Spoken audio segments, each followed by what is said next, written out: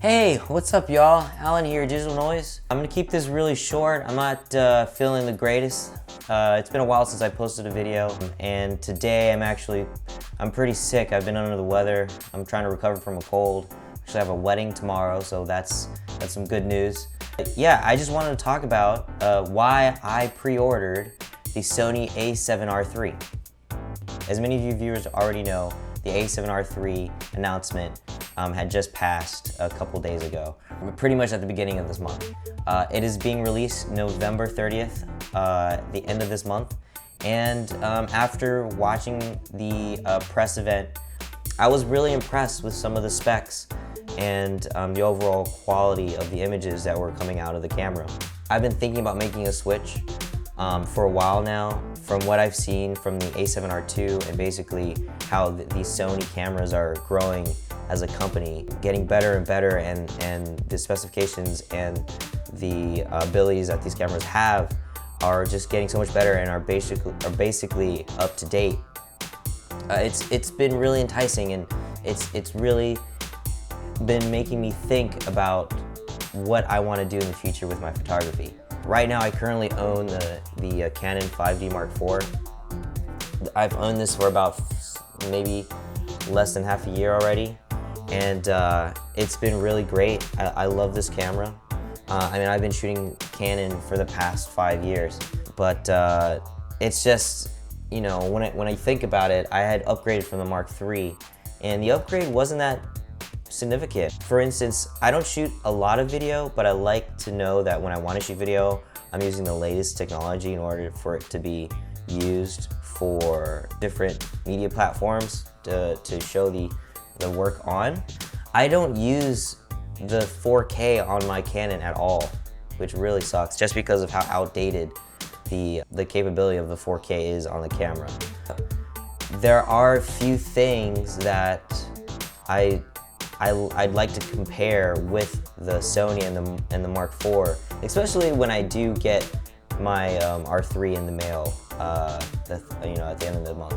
So I will do a comparison video between the two, but some of the obvious differences that I'd like to go over with the with Canon and Sony is, for one, the color science between the two, I feel like are night and day. And what I mean by that is just the skin tone of the Canon color science is just really pure, and it's really relatable to what you see to the naked eye. So it's just, I love the skin tones that I get out of my Canon camera. It's just, I feel like no other camera company can compare.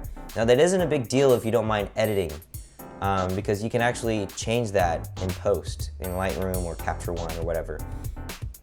But it's just nice to know that when you take an image and you want to show your client that it looks, the color science is so good that you can show them, show the client right after you take a photo. And I like to do that. I like to take my photos and show them to my client immediately and just let them know, like, look how good this looks already.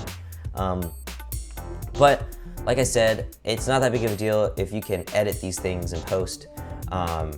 It's just the time that it would take to edit, depending on the gig that you have that requires so many photos to take for that gig. It can take precious time away from you to edit them. So when I do the comparison, I'd like to see how different the color science is between the two, of the Mark IV and the R3, when that comes out. Also, the ergonomics. I mean, this thing is a beast. It's like a tank. I do have a battery grip on it, but the feeling that I have with this camera, I don't have the biggest hands, but I love the way this feels. It is heavier though. That brings me up to my next point, that the mirrorless cameras are a lot lighter.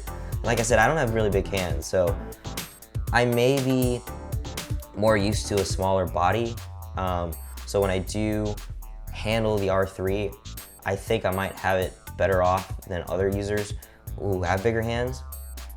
So I can't wait to see how I interact with the camera compared to the Mark IV in that aspect.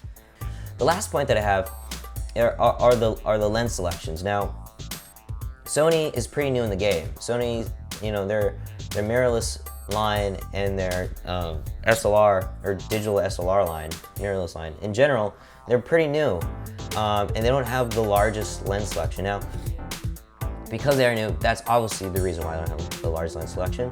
And I love the range of lenses that I get with my Canon. I have 4 lenses right now. I have an 85 1.2. I also have a 7200 2.8, and I also have the 24-70 2.8, and I have a 50mm 1.2.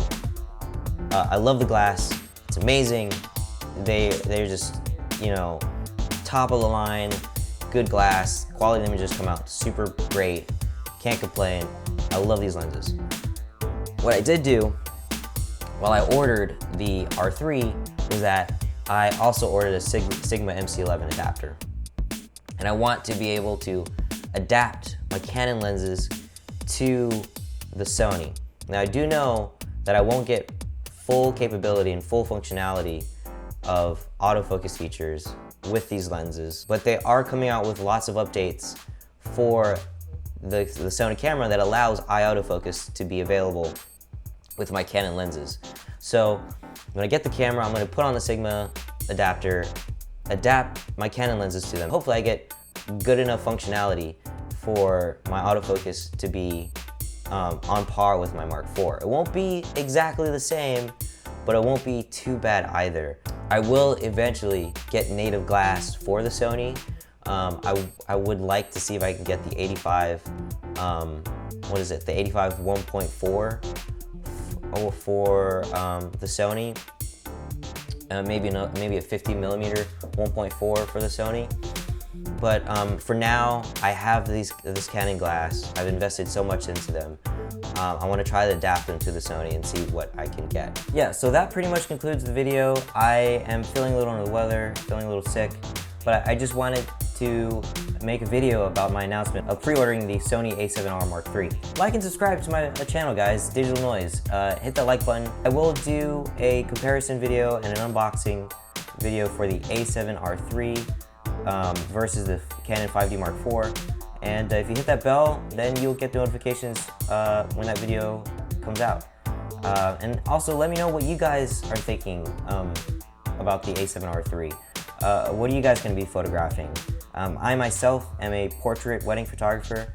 I'm trying to get into the fashion world and want to do fashion modeling. And then let me know what you guys are planning on photographing with the A7R Mark III. And let me know, guys, about what you think about the A7R III. So that's it, guys. Make sure to like and subscribe. Thanks. Bye.